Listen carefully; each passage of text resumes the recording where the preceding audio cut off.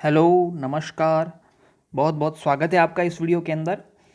RPSC school व्याख्याता भर्ती हेतु आरपीएससी के द्वारा जारी सिलेबस में एजुकेशनल मैनेजमेंट के टॉपिक पढ़ रहे हैं और उसमें आज का अपना टॉपिक है गुणवत्तापूर्ण शिक्षा के लिए राज्य सरकार की पहल या state initiative for quality education. तो चलिए शुरू करते हैं। ये अपना टॉपिक है state initiative for quality education, SIQE। S for state, I for initiative, for and Q for quality and E for education. State initiative for quality education इसका पूरा नाम होता है अंग्रेजी में, और हिंदी में होता है गुणवत्तापूर्ण शिक्षा के लिए राज्य सरकार की पहल। गुणवत्तापूर्ण शिक्षा के लिए राज्य सरकार की पहल। तो इस कार्यक्रम के माध्यम से सरकार जो है वो विद्यालयों के अंदर जो शिक्षा प्रणाली है उसमें क्वालिटी बढ़ाना चाहती है, गुणवत्ता लाना चाहती है। तो चलिए शुरू करते हैं इस प्रोग्राम के बारे में। इस टॉपिक को शुरू करने से पहले मैं आपको बता दूं कि इस टॉपिक के अंदर आपको बहुत सारे फैक्ट मिलेंगे, फैक्ट, और कई सारे इसमें कॉन्सेप्ट मिलेंगे। कॉन्सेप्ट और फैक्ट्स से मिल करके ये वीडियो बनेगा, ये लेक्चर बनेगा। और मैं आपको विश्वास दिलाता हूं कि यदि आप इस वीडियो को धैर्यपूर्वक सुनेंगे तो आपका इस टॉपिक से जुड़ा हुआ कोई भी प्रश्न गलत नहीं होगा। चलिए शुरू करते हैं।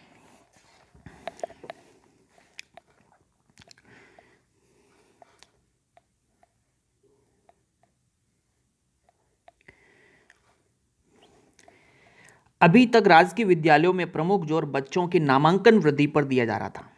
नामांकन, ज़्यादा से ज़्यादा बच्चों को जोड़ा जाए विद्यालय से। नामांकन की इस मुहिम में गुणवत्ता के साथ किसी न किसी तरह का समझौता हो रहा था। गुणवत्ता में कमी आ रही थी। नामांकन बढ़ रहा था लेकिन गुणवत्ता में जो है वो कमी आ रही थी, गुणवत्ता में कोई सुधार नहीं हो रहा था। तो अब सरकार जो है, अब विद्यालयों में शैक्षणिक गुणवत्ता पर विशेष ध्यान देने की आवश्यकता महसूस की गई कि भाई विद्यालयों के अंदर गुणवत्ता भी लाई जाए। ठीक है ना, केवल जो है नामांकन बढ़ाने से कुछ नहीं होगा। इसीलिए इसके लिए समन्वित विद्यालय की संकल्पना की गई। समन्वित विद्यालय जो पहली से 10वीं के विद्यालय हैं या पहली से 12वीं के विद्यालय हैं, उनको समन्वित विद्यालय इस कार्यक्रम के अंदर कहा गया है। ऐसे विद्यालय जहां पहली कक्षा से 10वीं कक्षा की कक्षाएं चलती है या पहली कक्षा से 12वीं कक्षा की कक्षाएं चलती है, उनको समन्वित विद्यालय कहा गया। और गुणवत्तापूर्ण शिक्षा के लिए समन्वित विद्यालय की संकल्पना की गई, जिसके अंतर्गत यह विश्वास किया जाता है कि यदि उचित वातावरण प्रदान किया जाए तो सब बच्चे सीख सकते हैं और सभी शिक्षक पढ़ा सकते हैं, सिखा सकते हैं। ये इस कार्यक्रम का ध्येय वाक्य है कि सब बच्चे सीख सकते हैं और सभी शिक्षक पढ़ा सकते हैं। ये याद कर लेना बहुत इंपॉर्टेंट है। सब बच्चे सीख सकते हैं और सभी शिक्षक पढ़ा सकते हैं, ये किसका ध्येय वाक्य है? ठीक है, तो ये ध्यान रख लेना। SIQE जो प्रोग्राम चल रहा है उसका ध्येय वाक्य है कि सभी बच्चे सीख सकते हैं और सभी शिक्षक पढ़ा सकते हैं। तो आगे चलिए। अब SIQE जो है वो क्या है? एक समन्वित कार्यक्रम है। समन्वित कार्यक्रम का मतलब होता है इसके अंदर दो प्रकार की प्रक्रियाएं की जाती है, दो प्रकार की क्रियाओं को जोड़ा गया है।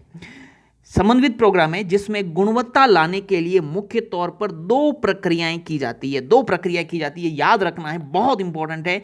एक है बाल केंद्रित शिक्षा शास्त्र और गतिविधि आधारित शिक्षण। ये पहली गतिविधि है, पहली प्रक्रिया है कि बाल केंद्रित शिक्षा शास्त्र यानी कि चाइल्ड सेंटर्ड पेडागोजी, जिसको CCP कहा जाता है। याद रख लेना, CCP का मतलब होता है चाइल्ड सेंटर्ड पेडागोजी। और गतिविधि आधारित शिक्षण यानी कि एक्टिविटी बेस्ड लर्निंग।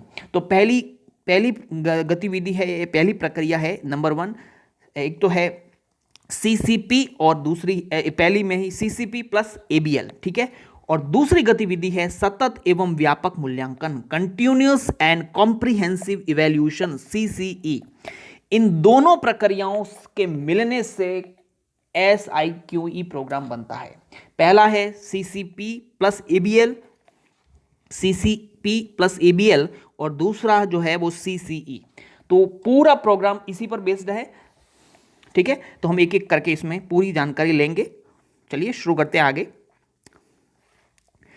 इस प्रोग्राम में यह माना जाता है कि शिक्षण अधिगम प्रक्रिया को बाल केंद्रित और गतिविधि आधारित अगर बना दिया जाए, ठीक है ना, बाल केंद्रित बना दिया जाए, गतिविधि आधारित बना दिया जाए और सतत एवं व्यापक मूल्यांकन किया जाए। मूल्यांकन सिर्फ एक बार वार्षिक या अर्धवार्षिक न करके डे टू डे डेली मूल्यांकन किया जाए तो शिक्षा में गुणवत्ता सुनिश्चित की जा सकती है। बहुत महत्वपूर्ण वाक्य है। अगर ये आपको समझ में आ गया तो ये प्रोग्राम का जो पूरी जो सेंटर थीम है, कोर थीम है, वो आपको समझ में आ जाएगी। ये प्रोग्राम ये कहना चाहता है कि यदि हम शिक्षण अधिगम प्रक्रिया में बाल केंद्रित और गतिविधि आधारित शिक्षण अपना ले, ठीक है ना, चाइल्ड सेंटर्ड पेडागोजी अपना ले, एबीएल अपना ले, एक्टिविटी बेस्ड लर्निंग अपना ले और बाद में सतत और व्यापक मूल्यांकन करें, अर्थात डे टू डे का मूल्यांकन किया जाए, न केवल अर्धवार्षिक और वार्षिक। पहले क्या होता था कि केवल वार्षिक और अर्धवार्षिक का मूल्यांकन होता था, ठीक है ना, लेकिन दिन प्रतिदिन होने वाली बच्चों के द्वारा की जाने वाली गतिविधियों का मूल्यांकन किया जाए तो शिक्षा में गुणवत्ता सुनिश्चित की जा सकती है। ये इसका मुख्य कार्यक्रम है। ठीक है,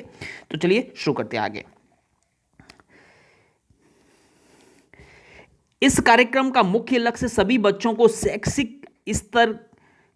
शैक्षिक स्तर को उनके कक्षा के स्तर के अनुरूप लाना है। यह भी बहुत महत्वपूर्ण वाक्य है, इसको समझ लीजिए कि ये मान लीजिए कोई कक्षा है, इस कक्षा मान लीजिए ये तीसरी कक्षा है, तीसरी कक्षा के अंदर जो पढ़ने वाले बच्चे हैं उसमें दो प्रकार के बच्चे आपको मिलेंगे। एक ऐसे बच्चे, एक प्रकार के बच्चे मान लीजिए जो कि तीसरी कक्षा के स्तर की जानकारी रखते हैं, यानी कि वो अपनी कक्षा के समकक्ष है, अपनी कक्षा के स्तर के प्रश्नों के जवाब दे सकते हैं। और एक बी प्रकार के बच्चे वो होंगे जो अपनी कक्षा के स्तर के बच्चों के जवाब न दे करके वो पहली और दूसरी के स्तर के बच्चों के स्तर के प्रश्नों के जवाब दे सकते हैं। तो हालांकि पढ़ रहे हैं वो तीसरी कक्षा के अंदर, तो ये जो इन ए और बी बच्चों के बीच में जो गैप उत्पन्न हो गया है, जो लर्निंग गैप उत्पन्न हो गया है, उस गैप को कम करना, उसको खत्म करना, बी प्रकार के जो बच्चे पिछड़ गए हैं उनको एक प्रकार के बच्चों के समकक्ष लाना, तीसरी के स्तर के समकक्ष लाना ही इस कार्यक्रम का मुख्य उद्देश्य है। तो चलिए आगे पढ़ते हैं।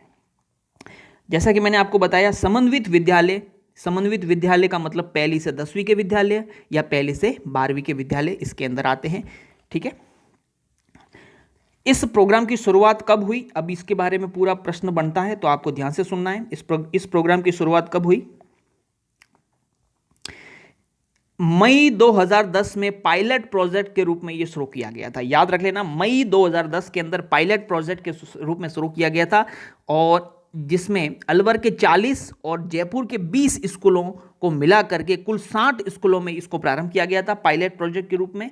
तो प्रश्न पूछा जा सकता है कौन से जिलों के कितने स्कूलों को जोड़ करके मई 2010 के अंदर इसको पायलट प्रोजेक्ट के रूप में शुरू किया गया था, वो कंप्लीट याद कर लेना, ये इंपॉर्टेंट है इसका फैक्ट। इसके बाद में इसमें 25 केजीबीवी विद्यालय मतलब कस्तूरबा गांधी बालिका विद्यालय जोड़े गए। फिर 10 लहर प्रोजेक्ट वाले विद्यालय भी जोड़ दिए गए। लहर प्रोजेक्ट का पूरा नाम क्या होता है वो मैं आगे इसी वीडियो के अंदर बताने वाला हूँ। ठीक है, तो ये इंपॉर्टेंट फैक्ट नहीं है, बस आपको इतना याद रख लेना है कि 60 स्कूलों को लेकर के मई 2010 के अंदर पायलट प्रोजेक्ट शुरू किया गया था अलवर और जयपुर के विद्यालयों के अंदर। ठीक है, अब आगे इसके अंदर बहुत सारे 12-13 के अंदर जो है 3059 स्कूल जोड़े गए। फिर 13-14 के अंदर 2000 और स्कूल जोड़े गए। तो 14-15 के अंदर 22,000 विद्यालयों में इस कार्यक्रम का विस्तार व क्रियान्वयन किया गया। 2014-15 के अंदर अगर 2014-15 तक देखा जाए तो 22,000 विद्यालयों में इस कार्यक्रम का विस्तार किया गया, क्रियान्वयन किया गया और उसके सकारात्मक परिणाम निकल करके आए। सकारात्मक परिणाम निकल करके, अच्छे परिणाम निकल करके आए, बच्चों में गुणवत्ता नजर आने लगी, शिक्षा में सुधार हुआ। इसी को ध्यान में रखते हुए अकादमिक वर्ष 2015-16 से राज्य के सभी समन्वित विद्यालयों की प्राथमिक कक्षाओं में यह कार्यक्रम संचालित किया जा रहा है। ध्यान रख लेना, 2015-16 से फिर जो है सघन कार्यक्रम प्रारंभ कर दिया गया, मतलब सभी समन्वित स्कूलों की प्राथमिक कक्षाओं में यह शुरू कर दिया। मतलब पहली से 10वीं और पहली से 12वीं के जो विद्यालय है, इन विद्यालयों की पहली से 5वीं में जो कक्षाएं चलती है उनके अंदर SIQE प्रोग्राम शुरू कर दिया गया, क्योंकि इसके जो पहले जो परिणाम आए 22,000 स्कूलों के अंदर वो बहुत ही सकारात्मक थे। ठीक है, तो 15-16 से सघन कार्यक्रम शुरू किया गया। इस कार्यक्रम को शुरू करने के लिए अप्रैल 2015 के अंदर क्या हुआ था, एक एमओयू साइन हुआ था। किसके बीच में साइन हुआ था? ये जो एमओयू साइन हुआ था, वो उस एमओयू का नाम क्या है? State initiative for quality education नाम से एक एमओयू साइन हुआ, state initiative for quality education. और किन किन संस्थाओं के बीच में साइन हुआ? राजस्थान माध्यमिक शिक्षा परिषद, माध्यमिक शिक्षा निदेशालय बीकानेर, SIERT उदयपुर, यूनिसेफ और बौद्ध शिक्षा समिति। इन 5 संस्थाओं के बीच में एक एमओयू साइन हुआ जिसका नाम था state initiative for quality education. इसी प्रोग्राम के नाम से ही एमओयू साइन हुआ था अप्रैल 2015 के अंदर। और इसमें यह कहा गया था कि सभी समन्वित विद्यालयों में चरणवार, मतलब अलग अलग चरणों में, कक्षा 1 से 8 में गतिविधि आधारित मतलब ABL और व्यापक एवं सतत मूल्यांकन का एक समन्वित कार्यक्रम शुरू किया जाएगा। इन दोनों का समन्वित कार्यक्रम शुरू किया जाएगा। हालांकि अब इस एमओयू के अंदर पहली से 8वीं तक के अंदर ये प्रोग्राम चालू करने का चरणवार तरीके से लिखा गया है, लेकिन वर्तमान के अंदर ये पहली से 5वीं के प्राथमिक कक्षाओं के अंदर लागू है। तो चलिए आगे बढ़ते हैं इसके अंदर। यह समन्वित कार्यक्रम 22,000 प्राथमिक विद्यालयों के क्रियान्वयन के अनुभवों पर आधारित है। ठीक है ना, 22,000 विद्यालयों की जो सकारात्मक परिणाम है उसके ऊपर आधारित है। और उन 22,000 विद्यालयों में क्या परिणाम देखे गए, सकारात्मक परिणाम देखे गए, वो देखिए। इन 22,000 विद्यालयों में निम्न परिवर्तन देखे गए। पहला, बच्चों के शैक्षिक स्तर में गुणात्मक सुधार हुआ। दूसरा, शिक्षक बच्चों के शैक्षिक स्तर के अनुरूप शिक्षण अधिगम योजना बनाने का प्रयास करने लगे। शिक्षक जो है बच्चों का शैक्षिक स्तर कैसा है उस आधार पर योजनाएं बनाने का प्रयास करने लग गए। तीसरा, कक्ष में सीखने सिखाने की प्रक्रिया के दौरान बच्चों की शैक्षिक प्रगति को नियमित रूप से दर्ज किया जाने लगा। पहले जो होता था कि वार्षिक या अर्धवार्षिक जो है वो प्रगति दर्ज की जाती थी, लेकिन अब कक्ष में सीखने सिखाने की प्रक्रिया के दौरान ही बच्चों की शैक्षिक प्रगति को नियमित रूप से दर्ज किया जाने लगा। ठीक है, नेक्स्ट, बच्चों के कक्षा कार्य प्रयासों का संकलन, प्रत्येक बच्चे का एक पोर्टफोलियो संधारित किया जाने लगा। पोर्टफोलियो, एक फाइल संधारित की जाने लगी जिसमें बच्चे के द्वारा जो भी टेस्ट दिए जाते हैं, जो भी पेपर पेंसिल वर्क किया जाता है, कोई चित्र बनाया जाता है, ग्रुप एक्टिविटी की जाती है, कुछ भी, वो सारा बच्चे का, प्रत्येक बच्चे की अलग अलग फाइल बनाई जाती है और उसके अंदर वो कागज जो है उसके अंदर लगाए जाते हैं ताकि उस बच्चे की प्रोग्रेस का जो है वो सही ढंग से जो है आकलन किया जा सके। और ये किया जाने लगा इन 22,000 विद्यालयों के अंदर। ठीक है, नेक्स्ट, राज्य सरकार द्वारा निर्धारित पाठ्यक्रम के अनुरूप अधिगम उद्देश्यों के सापेक्ष बच्चों की प्रगति का आकलन नियमित रूप से दर्ज किया जाने लगा। राज्य सरकार के द्वारा निर्धारित जो पाठ्यक्रम है उसके अनुरूप जो अधिगम उद्देश्य है उनके सापेक्ष बच्चों की प्रगति का आकलन नियमित रूप से दर्ज किया जाने लगा। यानी कि राज्य सरकार ने जो पाठ्यक्रम बनाया है उसके अनुरूप जो उसने जो अधिगम उद्देश्य निर्धारित किया उसके अनुरूप के भाई राज्य सरकार ने ये एक अधिगम उद्देश्य निर्धारित किया, उसके अनुरूप बच्चे ने क्या सीखा, उसके आधार पर जो है नियमित रूप से बच्चे की प्रगति का आकलन दर्ज किया जाने लग गया। ठीक है, नेक्स्ट है, शिक्षक ये महसूस करने लगे हैं कि वे अब बच्चों के शैक्षिक स्तर के बारे में पहले से अधिक सटीक जानकारी रख पाते हैं। शिक्षक भी ये महसूस करने लग गए हैं कि पहले की तुलना में वो ज़्यादा अब अच्छी तरह से बच्चों के बारे में जानकारी रख सकते हैं, उनकी प्रोग्रेस का मॉनिटरिंग कर सकते हैं। नेक्स्ट है, बच्चों की कक्ष में सीखने सिखाने की प्रक्रिया के दौरान भागीदारी, बच्चों की जो कक्ष में जो भागीदारी है वो पहले की तुलना में बढ़ी है। बच्चों को पहले से अधिक रिफ्लेक्टिव यानी चिंतनात्मक कार्य करने के अवसर मिलने लगे हैं। पहले से ज़्यादा बच्चे जो है वो रिफ्लेक्टिव कार्य करने लग गए हैं और बच्चों की कक्ष में भागीदारी बढ़ी। ये सब जो है वो एक गुणवत्तापूर्ण शिक्षा की ओर हमें इशारा करते हैं। तो ये जो 22,000 विद्यालयों के अंदर इस प्रकार के सकारात्मक परिणाम आए और उसको मद्देनजर रखते हुए ये जो समन्वित विद्यालय है उनके अंदर अप्रैल 2015 से ये लागू कर दिया गया। अब आगे देखते हैं कि माध्यमिक शिक्षा विभाग में समन्वित कार्यक्रम, ये जो समन्वित कार्यक्रम लागू किया गया, ये कहाँ लागू किया गया? माध्यमिक और उच्च माध्यमिक, यानी कि कुल मिलाकर के माध्यमिक शिक्षा विभाग में लागू किया गया इन समन्वित विद्यालयों के अंदर। तो समन्वित विद्यालयों में ही क्यों लागू किया गया? ऐसे क्या कारण थे कि इनको जो है समन्वित विद्यालयों में ही लागू किया गया? जो पहली से 10वीं के या पहली से 12वीं तक के विद्यालय उनमें ही लागू क्यों किया गया? तो इसके ये प्रश्न उठना स्वाभाविक है, इसके कई कारण हैं।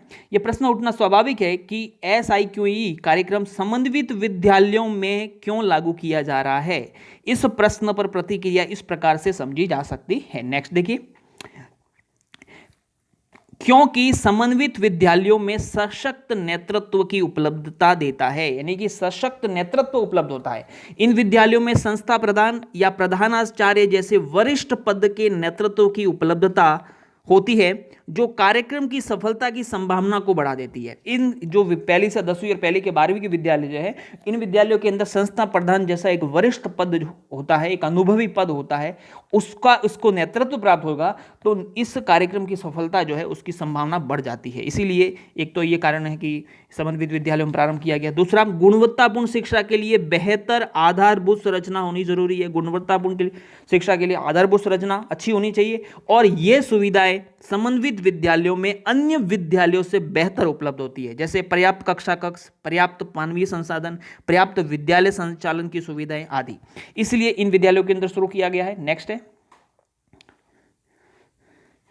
यह विद्यालय आसपास के प्राथमिक, उच्च प्राथमिक एवं माध्यमिक विद्यालय को शैक्षिक नेतृत्व एवं संबलन देने वाले विद्यालय के रूप में विकसित किए जा सकते हैं। ये जो समन्वित विद्यालय है, पहली से 10वीं और पहली से 12वीं के विद्यालय, इन विद्यालय को क्या किया जा सकता है कि ये आसपास के जो छोटे प्राथमिक, उच्च प्राथमिक विद्यालय, इन विद्यालय ये खुद जो है इस कार्यक्रम को अच्छे से लागू करके उन बाद में इन जो अलग अलग प्राथमिक और उच्च प्राथमिक विद्यालय हैं, इनको जो है शैक्षिक नेतृत्व दे सकते हैं, संबलन प्रदान कर सकते हैं। ठीक है, इसलिए नेक्स्ट है, समन्वित विद्यालयों में उच्च कक्षाओं में विषयवार शिक्षकों की उपलब्धता। इन समन्वित विद्यालयों के अंदर क्या होता है, विषयवार जो है वो शिक्षक उपलब्ध मिल जाते हैं।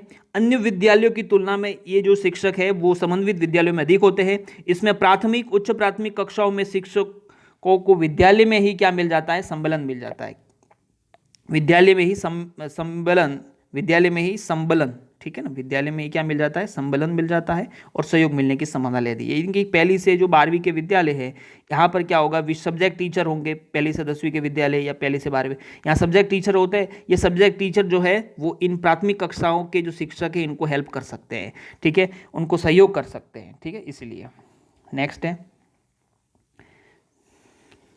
इन विद्यालयों में प्राथमिक कक्षाओं में समन्वित कार्यक्रम लागू करने से, ये जो पहली से और 10वीं और पहली से 12वीं के जो विद्यालय, इनमें समन्वित कार्यक्रम लागू करने से प्राथमिक और उच्च प्राथमिक कक्षाओं में बच्चों के शैक्षिक स्तर में शैक्षिक स्तर में तुलनात्मक रूप से वृद्धि होगी। इनकी जो प्राथमिक कक्षाएं हैं, इनके बच्चे जो है वो प्राथमिक पहली से 5वीं के बच्चे हैं, उनके शैक्षिक स्तर में वृद्धि होगी, और यही बच्चे फिर उच्च प्राथमिक में और माध्यमिक कक्षा में आएंगे। तो माध्यमिक कक्षाओं में आने वाले बच्चे ज़्यादा अच्छे शैक्षिक स्तर के होंगे, और ऐसी स्थिति में माध्यमिक कक्षाओं में बच्चों की अध्ययन में रुचि बढ़ेगी और बच्चों का ठहराव भी बढ़ेगा। ठीक है, बाद में जब इन बच्चों को, जब ये माध्यमिक स्कूलों में आएंगे, ये माध्यमिक और उच्च माध्यमिक में जाएंगे, तो भविष्य में जो है बहुत ज़्यादा अच्छा एक इन्वायरमेंट बन जाएगा, और ये जो स्कूल है, ठीक है ना, भविष्य में रिसोर्स स्कूल के रूप में विकसित हो सकते हैं। रिसोर्स स्कूल के रूप में भविष्य में ये विद्यालय संदर्भ विद्यालय यानी रिसोर्स स्कूल के रूप में, एक आदर्श आइडियल स्कूल के रूप में डेवलप किए जा सकते हैं। समन्वित विद्यालयों में इस कार्यक्रम के प्रभावी क्रियान्वयन से अन्य प्राथमिक, उच्च प्राथमिक विद्यालय को भी संबलन मिलेगा। ये जो है, ये अगर अच्छे विद्यालय बन जाते हैं तो जो इनके आसपास के जो कैचमेंट एरिया के प्राथमिक, उच्च प्राथमिक जो माध्यमिक विद्यालय है, उनको भी इसमें फायदा होने वाला है। ठीक है, इसीलिए जो है ये समन्वित कार्यक्रम जो है वो समन्वित कार्यक्रम समन्वित स्कूलों के अंदर लागू किया गया है। ठीक है ना, माध्यमिक शिक्षा और उच्च माध्यमिक शिक्षा के स्कूलों के अंदर। ठीक है, अब हम देखते हैं गतिविधि आधारित शिक्षण एवं सतत एवं व्यापक मूल्यांकन, एक समन्वित कार्यक्रम है। बाल केंद्रित एवं गतिविधि आधारित शिक्षण यानी कि CCP एंड ABL पद्धति और सतत एवं व्यापक मूल्यांकन अर्थात CCE इस कार्यक्रम के प्रमुख आधार है। जैसा कि मैंने आपको पहले ही बताया, ये पहला, ठीक है ना, CCP और ABL, दूसरा CCE continuous and comprehensive evolution, ये इसके प्रमुख आधार है। ये दोनों पक्ष आपस में जुड़े हुए भी है, एक दूसरे के बिना पूर्ण रूप से साकार नहीं किए जा सकते। इसमें प्रत्येक बच्चे के सीखने के स्तर एवं गति को ध्यान में रखते हुए शिक्षण एवं आकलन का कार्य शिक्षक के द्वारा किया जाता है। बच्चे के स्तर और रुचि को ध्यान रख करके बाल केंद्रित है, तो निश्चित रूप से ये होने ही वाला है। ठीक है ना, शिक्षक द्वारा शिक्षण कार्य किया जाता है और आकलन कार्य किया जाता है। शिक्षक कक्षा कक्ष में प्रवेश से पूर्व शिक्षण अधिगम की सतत एवं व्यापक कार्य योजना बना लेते हैं। ठीक है, इस कार्यक्रम की मूल मान्यता यही है कि जो मैंने आपको पहले ही बताया, सभी बच्चे सीख सकते हैं। जो मेन आधार यही है कि सभी बच्चे सीख सकते हैं और सभी शिक्षक पढ़ा सकते हैं, सिखा सकते हैं। सामान्य स्तर का बालक अपनी आयु के अनुसार सभी बातों को सीख सकता है। यदि उसको कोई मानसिक बीमारी नहीं है तो सामान्य स्तर का बालक अपनी आयु के अनुसार सभी बातों को सीख सकता है, ऐसा इसमें माना गया है। ठीक है, और सीखने सिखाने की प्रक्रिया में बच्चे के अनुसार परिवर्तन लाने की आवश्यकता है, बच्चे की रुचि के अनुसार, बच्चे की योग्यता के अनुसार। ठीक है ना, ठीक है ना, बच्चों के अनुसार उसमें परिवर्तन लाया जाएगा तो सब बच्चे सीख सकते हैं, ये इसमें कहा गया है।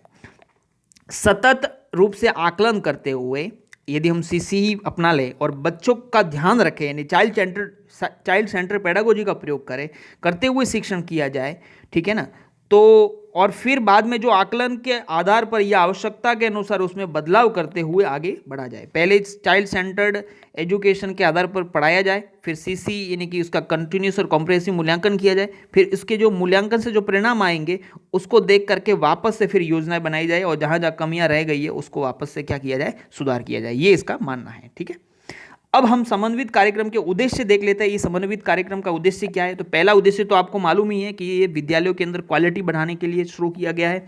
इसके अलावा राज्य के समन्वित विद्यालयों यानी कि 1 से 10 और 1 से 12 के आरंभिक स्तर से ही विद्यार्थियों के समग्र विकास हेतु बाल केंद्रित शिक्षण विधा यानी कि सीसीपी और सतत एवं व्यापक मूल्यांकन सीसीई की समन्वित अप्रोच द्वारा सीखने के स्तर और उपलब्धि के स्तर में सतत सुधार करते हुए शैक्षिक प्रगति सुनिश्चित करना, पहला हो गया। दूसरा है सभी बच्चों का नामांकन और ठहराव सुनिश्चित करना। अगर बाल केंद्रित होगा शिक्षण तो नामांकन और ठहराव में भी वृद्धि होगी। समन्वित विद्यालय के कैचमेंट एरिया में स्थित सभी बच्चों का नामांकन हो जाना चाहिए। ये विद्यालय तो उसके आसपास के सभी बच्चों का जो है वो नामांकन हो जाना चाहिए और हर नामांकित बच्चे के लिए विद्यालय की उच्चतम कक्षा तक शिक्षा सुनिश्चित करना भी इसका उद्देश्य है। नेक्स्ट है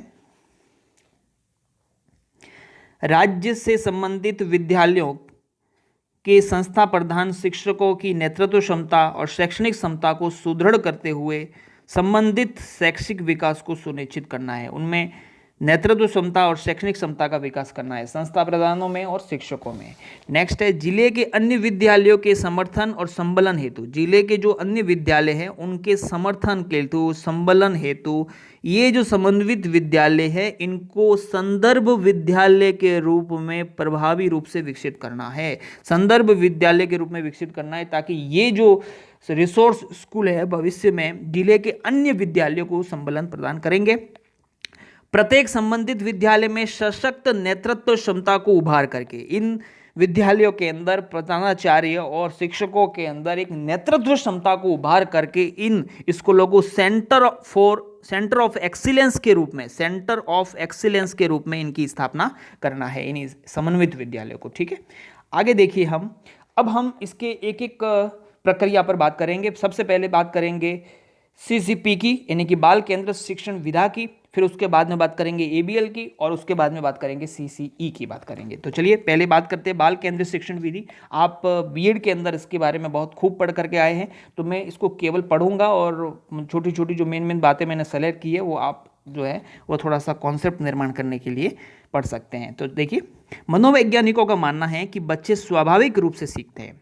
समाज के साथ हो रही अंतरक्रिया गतिविधियों के फलस्वरूप स्वयं ज्ञान का निर्माण करते हैं, आसपास की दुनिया से सक्रिय रूप से जुड़े हुए होते हैं, खोजबीन करते हैं, प्रतिक्रिया करते हैं, चीज़ें बनाते हैं, अर्थ गढ़ते हैं, समाज से अनौपचारिक शिक्षा लेते रहते हैं, स्वयं ज्ञान के सृजन की प्रक्रिया में संलग्न रहते हैं। एनसीएफ 2005 सार्थक अनुभव देने वाली सदा समाहित करने वाली शिक्षा प्रदान करने पर जोर देता है। ठीक है ना, तो इसके कारण से भी जो है वो बाल केंद्रित शिक्षण विधा को अपनाया गया है। बाल केंद्रित पद्धति का अर्थ है बच्चे के अनुभव, उनके मतों को, उनके विचारों को और उनकी सक्रिय सहभागिता को प्राथमिकता देना। बाल केंद्रित शिक्षा का मतलब यही है कि बच्चे का अनुभव, बच्चे का मत, विचार, उसकी सक्रिय सहभागिता यही महत्वपूर्ण है, इसी को प्राथमिकता दी जाए। ठीक है, बच्चे के मनोवैज्ञानिक विकास और अभिरुचि को ध्यान में रख करके शिक्षा को नियोजित करना, यह बाल केंद्रित शिक्षण विधा है। शिक्षकों को विद्यार्थियों की सक्रियता और रचनात्मक सामर्थ्य को पोषित एवं संवर्धित करना चाहिए। अब छोटी छोटी बातें हैं वो देख लीजिए। विद्यार्थियों को संदर्भ में रखना, जैसे मैंने बताया विद्यार्थियों को सेंटर में रखना, वो विद्यार्थी स्वयं सवाल करे, ठीक है ना, स्वयं करके सीखे, सवाल पूछे, जांचे, परखें, अपने अनुभवों को स्कूल के अनुभव के साथ जोड़ करके देखें। विद्यालय में विद्यार्थी मित्र वातावरण का निर्माण किया जाए।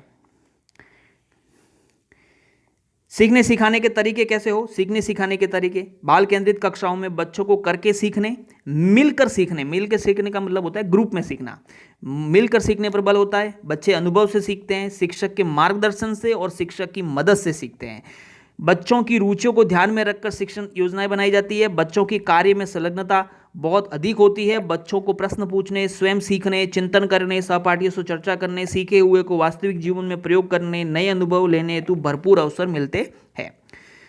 फिर शिक्षक विद्यार्थी के बीच में संबंध जो है वो मित्रता, प्रेम, सम्मान वाला होना चाहिए।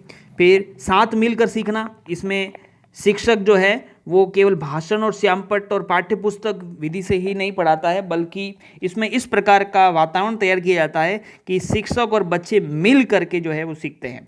बच्चों को मिलकर सीखने का अवसर देता है, और क्योंकि सीखना एक सामाजिक वातावरण में होने वाली घटना है, ठीक है ना, और इस हेतु शिक्षक दैनिक योजनाओं का निर्माण करते हैं। याद रख लेना, इसमें शिक्षक कौन सी योजना का निर्माण करते हैं? दैनिक योजना का निर्माण करते हैं, ठीक है ना।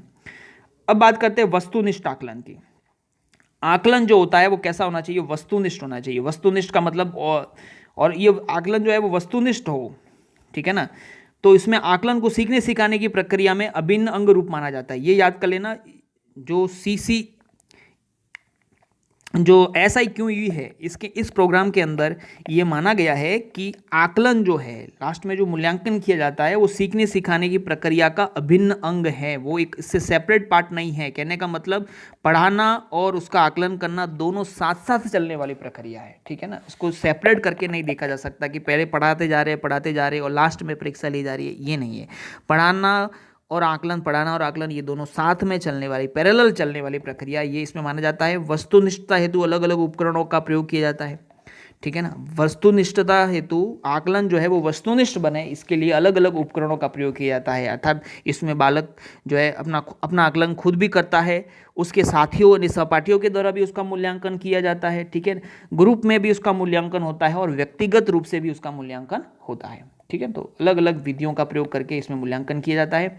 शिक्षक जो है पाक्षिक योजनाएं बनाते हैं, पाक्षिक 15-15 दिन की। शिक्षक पूर्व तैयारी सामग्री योजना सहित कक्षा में प्रवेश करते हैं। प्रत्येक बच्चे हेतु उपयुक्त शिक्षण योजना बनाने, प्रत्येक बच्चे हेतु, जो बच्चे कक्षा के स्तर के हैं और जो बच्चे कक्षा के स्तर के समकक्ष नहीं है, निचली कक्षाओं के स्तर के हैं, उनके लिए भी योजना बनाने का प्रयास करता है और उसको क्रियान्वित करता है। बच्चों की सक्रियता सुनिश्चित करने हेतु समय समय पर बच्चे से फीडबैक लिया जाता है, ठीक है ना। अब बात करते हैं संज्ञान की। संज्ञान का मतलब होता है कि कर्म और भाषा के माध्यम से स्वयं एवं दुनिया को समझना। कर्म और भाषा के माध्यम से गतिविधियां, कर्म का मतलब गतिविधियां, बालक विविध प्रकार की गतिविधियां करता है, भाषा का प्रयोग करता है, इसके द्वारा वो अपने स्वयं को समझता है और आसपास की दुनिया को समझे, इसको बोलते हैं संज्ञान।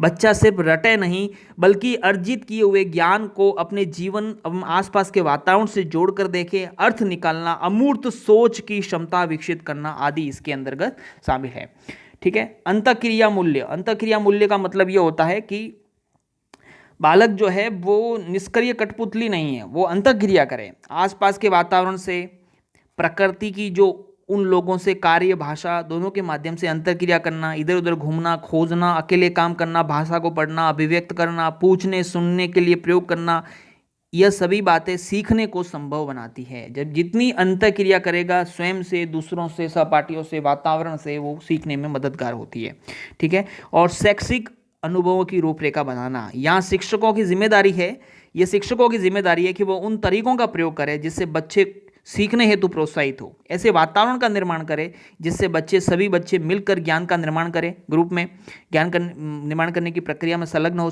हो सकें। बच्चे पाठ्य पुस्तकों, अध्यापक के अलावा अन्य स्रोतों से भी ज्ञान प्राप्त करें, खुद खोज कर सकें, प्रमाण जुटा सकें, ज्ञान का सृजन कर सकें।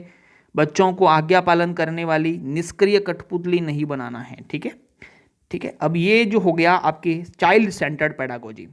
अब उसके अंदर जुड़ा हुआ है गतिविधि आधारित शिक्षण यानी कि एबीएल, एक्टिविटी बेस्ड लर्निंग। प्राथमिक कक्षाओं में बच्चों के सीखने को खेल विधियों के द्वारा और बाल केंद्रित पद्धतियों के द्वारा उन्नत किया जा सकता है। अगर उसमें गुणवत्ता बढ़ानी है तो हमें खेल विधि के माध्यम से, बाल केंद्रित विधियों के माध्यम से यदि बच्चों को सिखाएंगे प्राथमिक कक्षाओं में तो क्वालिटी बढ़ सकती है। एक सुरक्षित, चिंतामुक्त, सुविधाजनक, खुशनुमा विद्यालय परिवेश होगा। ऐसा वातावरण होगा कि चिंता मुक्त हो, सुरक्षित हो, सुविधाजनक हो, खुशनुमा माहौल होगा, परिवेश होगा, तो बच्चों को बेहतर तरीके से सीखने और कुछ अधिक हासिल करने में मदद करता है।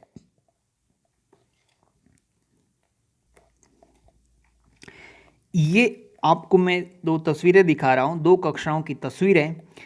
इसमें शिक्षक केंद्रित कक्षा और एक बाल केंद्रित कक्षा है। शिक्षक केंद्रित कक्षा और गतिविधि आधारित शिक्षा, दोनों प्रकार की कक्षाएं मैं आपको बता रहा हूँ। एक ऐसा है शिक्षण है जिसके अंतर्गत जो शिक्षक है वो बोर्ड पर लिख रहा है और बालक निष्क्रिय कठपुतली की भांति जो है वो उसको फॉलो कर रहे हैं, ठीक है ना, सुन रहे हैं, और बच्चे की सहभागिता नहीं है, सक्रियता नहीं है। जबकि दूसरी जो कक्षा है बाल केंद्रित कक्षा है, बाल केंद्रित कक्षा के अंदर आप देख रहे हैं जिस प्रकार से ये देखिए गतिविधियाँ आयोजित हो रही है, अलग अलग प्रकार की एक्टिविटी बेस्ड लर्निंग जो है वो कार्यक्रम हो रहे हैं। देखिए यहाँ पर ये इस प्रकार, इसको बोलेंगे एक्टिविटी बेस्ड लर्निंग, जिसमें जो है बालक है वो निष्क्रिय श्रोता न बन करके सक्रिय सहभागिता निभाते हैं, ठीक है। तो इस प्रकार हमने SIQE के अंतर्गत एक गतिविधि पढ़ ली है, चाइल्ड सेंटर्ड पेडागोजी CCP और ABL गतिविधि आधारित शिक्षण। अब हम इसी के अंदर पहले एक प्रोजेक्ट चलता था गतिविधि आधारित, जो कई स्कूलों के अंदर अब भी चलता है, उसका नाम है लहर कक्ष। मैंने पहले बात की थी, लहर का पूरा नाम होता है, ये नाम पूछा जा सकता है, learning enhancement activity in Rajasthan. ये पूछा जा सकता है, LEHAR का पूरा नाम क्या हो सकता है, learning enhancement activity in Rajasthan. ये इंपॉर्टेंट है, ठीक है। और ABL का मतलब आजकल जो है इस कक्ष के स्थान पर ABL कक्ष आ गए हैं, उसी कॉन्सेप्ट के बेस पर, जिसमें बच्चों को एक अलग से कक्ष उपलब्ध करवाया जाता है, जिसमें बच्चों को खिलौने, दीवारों पर विविध प्रकार की जो कविताएं, ठीक है ना, चित्र वगैरह लगे हुए होते हैं, उनसे बच्चों को देख करके सीखने को मिलता है। तो ये ABL कक्ष होते हैं। आजकल ABL कक्ष की अवधारणा ये एक्टिविटी बेस्ड लर्निंग की, उससे पहले जो है लहर कक्ष की अवधारणा थी, ठीक है। आगे देखिए, अब हम बात करने जा रहे हैं सबसे महत्वपूर्ण CCE की बात कर रहे हैं। CCE क्या होता है, सतत एवं व्यापक मूल्यांकन। ये तीन शब्दों से मिलकर बना है, सतत, व्यापक और मूल्यांकन। इनको समझना है, बहुत महत्वपूर्ण है। यदि आपको ये समझ में आ गया तो ये पूरा कॉन्सेप्ट SIQE का समझ में आ जाएगा। सतत का मतलब ये होता है, पहले ये माना जाता था कि एक लंबे समय तक पढ़ाया जाए बच्चों को, और बाद में अर्धवार्षिक और वार्षिक उसकी परीक्षा ली जाए। ये होता था असतत मूल्यांकन। असतत हो रहा है, लेकिन सतत मूल्यांकन का मतलब होता है कि शिक्षण कार्य और आकलन कार्य दोनों साथ साथ में चलने वाली प्रक्रिया है, दोनों पैरेलल, समांतर चलने वाली प्रक्रिया, ये इसमें माना जाता है। अर्थात आकलन जो है वो वार्षिक और अर्धवार्षिक न किया जा करके डे टू डे बेसिस पे मूल्यांकन किया जाएगा, सतत किया जाएगा, डेली किया जाएगा, रेगुलर एंड कंटिन्यूस किया जाएगा। इसको activity conducted throughout the year to achieve all round development. बच्चे का मूल्यांकन जो है दिन प्रतिदिन किया जाएगा, ठीक है ना। आगे अपन देखेंगे वो किस प्रकार किया जाता है। और दूसरा शब्द है व्यापक, कॉम्प्रिहेंसिव। व्यापक का मतलब होता है कॉम्प्रिहेंसिव। कॉम्प्रिहेंसिव का मतलब ये होता है कि बालक के न केवल शैक्षिक बल्कि सह शैक्षिक गतिविधियों का भी मूल्यांकन किया जाएगा।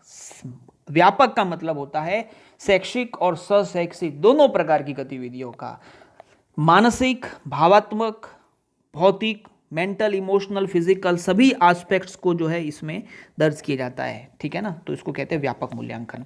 इवैल्यूएशन, मूल्यांकन का मतलब क्या होता है, मूल्यांकन का मतलब यह होता है कि इसमें बच्चे की जांच करने के लिए वैरायटी ऑफ टूल्स, बहुत सारे टूल्स अवेलेबल हैं। मूल्यांकन करने के लिए बालक का व्यक्तिगत मूल्यांकन भी किया जाएगा, बालक का ग्रुप में भी मूल्यांकन किया जाएगा, बालक के द्वारा अपना खुद का मूल्यांकन किया जाएगा, बालक का अपने सहपाठियों के द्वारा मूल्यांकन किया जाएगा। बहुत सारे टूल्स है यूज किए जाते हैं जो, तो इसको क्या बोला जाता है, मूल्यांकन बोला जाता है। तो ये तीनों को मिला करके जो बनता है उसको बोलते हैं सतत, व्यापक एवं मूल्यांकन। मूल्यांकन जो किया जाएगा वो सतत किया जाएगा, व्यापक गतिविधियों का किया जाएगा और व्यापक अलग अलग प्रकार के टूल्स का प्रयोग करके किया जाएगा। इसको बोला जाता है सतत एवं व्यापक मूल्यांकन, सीसीई। आगे देखिए इसको किस प्रकार किया जाता है। सर्वप्रथम राष्ट्रीय शिक्षा नीति 1986 ने सतत एवं व्यापक मूल्यांकन की सिफारिश की थी। तत्पश्चात एनसीएफ 2005 ने सहशैक्षिक गतिविधियों पर बल दिया और आरटीई 2009 की धारा 29(1) सीसीई की सिफारिश करती है। ये सारे फैक्ट्स आपको याद रख लेने हैं कि कौन कौन सी धाराएं जो है आरटीई धारा 29(1 जो है वो सीसीई की सिफारिश करती है। एनसीएफ 2005 भी सहशैक्षिक गतिविधियों का पर बल देता है और 1986 की जो नीति है शिक्षा नीति वो भी सतत और व्यापक मूल्यांकन यानी कि सीसीई की सिफारिश करती है। तो उसके बाद में सर्वप्रथम सीबीएसई बोर्ड ने 2009 के अंदर कक्षा 9 में सीसीई को लागू किया था। किसने लागू किया था? सबसे पहले 2009 में कक्षा 9 में सीसीई को लागू किया था। फिर अप्रैल 2010 के अंदर सीसीई पूरे देश में लागू हो गया, जम्मू कश्मीर को छोड़ करके, क्योंकि इसी दिन जो है वो आरटीई 2009 भी लागू हो गया था जम्मू कश्मीर को छोड़ करके। तो इसीलिए सीसीई वहाँ जम्मू कश्मीर में लागू नहीं हुआ, क्योंकि वहाँ पर आरटीई भी लागू नहीं हुआ था। और अप्रैल 2010 से जो है पूरे देश के अंदर चूंकि आरटीई लागू हो गया है तो आरटीई की धारा 29(1 भी लागू होगी और 29(1 लागू हो गया मतलब सीसीई भी लागू हो गया। ठीक है। सीसीई का मूल उद्देश्य मैंने आपको बता दिया था, विविध सीखने की क्षमता वाले बच्चों के लर्निंग गैप को कम करना है। लर्निंग गैप को कम करने का मतलब मैंने आपको बताया, हर एक कक्षा के अंदर दो प्रकार के बालक होते हैं। एक बालक ऐसा है जो कि उसकी कक्षा के स्तर के बच्चों जो जवाब दे सकता है, ठीक है ना, उस कक्षा के स्तर के प्रश्नों का जवाब दे सकता है, और एक बच्चा ऐसा जो पिछड़ चुका है, वो इस कक्षा के स्तर का जिसमें पढ़ रहा है उसका जवाब ना दे करके निचली कक्षाओं के स्तर की जानकारी रखता है। तो ये जो है बच्चे हैं, इस जो पिछड़े हुए बच्चे को इस बच्चों के कक्षा के स्तर के समकक्ष लाना है। इन दोनों के बीच में जो लर्निंग गैप है उसको कम करना ही इस सीसीई का मुख्य उद्देश्य है। ठीक है ना। जो बच्चे अपनी कक्षा के बच्चों के स्तर के कमजोर है उन्हें अपनी कक्षा के स्तर के समकक्ष लाना। अब आता है हम आकलन कब किया जाना चाहिए। आकलन कब किया जाना चाहिए, तो मैंने आपको बताया आकलन जो है वो डेली किया जाना चाहिए। ठीक है ना। और आकलन जो है वो कुछ सावधिक भी होना चाहिए। एक तो होगा, एक आकलन तो ऐसा होगा जो डेली होगा, और एक आकलन ऐसा होगा जो 2 महीने के बाद में होगा, ठीक है ना, 4 महीने के बाद में होगा, 6 महीने के बाद में, 8 महीने के बाद में होगा, इस प्रकार का आकलन। ठीक है।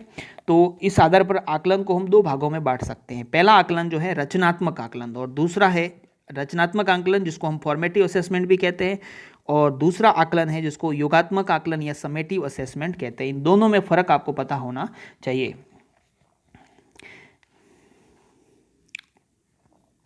रचनात्मक आकलन वो है वह आकलन जो अध्यापक द्वारा सीखने सिखाने की प्रक्रिया अर्थात कक्ष में शिक्षण कार्य के दौरान किया जाता है। ध्यान रख लेना, जब बच्चे को कक्ष में पढ़ाया जा रहा है, शिक्षक के द्वारा जब बच्चों को पढ़ाया जा रहा है, उस दौरान सीखने सिखाने की प्रक्रिया के दौरान जो आकलन किया जाएगा उसको हम फॉर्मेटिव असेसमेंट कहेंगे, या फिर कक्षा के बाहर शिक्षण कार्य के पहले जो गतिविधियां बच्चा कर रहा है, शिक्षण कार्य से पहले जो बच्चा गतिविधियां कर रहा है डे टू डे के अंदर, उनका आकलन करना क्या कहलाएगा? रचनात्मक आकलन कहलाएगा। रचनात्मक आकलन जो होता है वो दिन प्रतिदिन की होने वाली घटना जो शिक्षण प्रक्रिया के दौरान, सीखने सिखाने की प्रक्रिया के दौरान किया जाता है, ठीक है, या सीखने सिखाने की प्रक्रिया से पहले जो बच्चा गतिविधियां कर रहा है विद्यालय के अंदर उसको देख करके किया जाता है। ठीक है।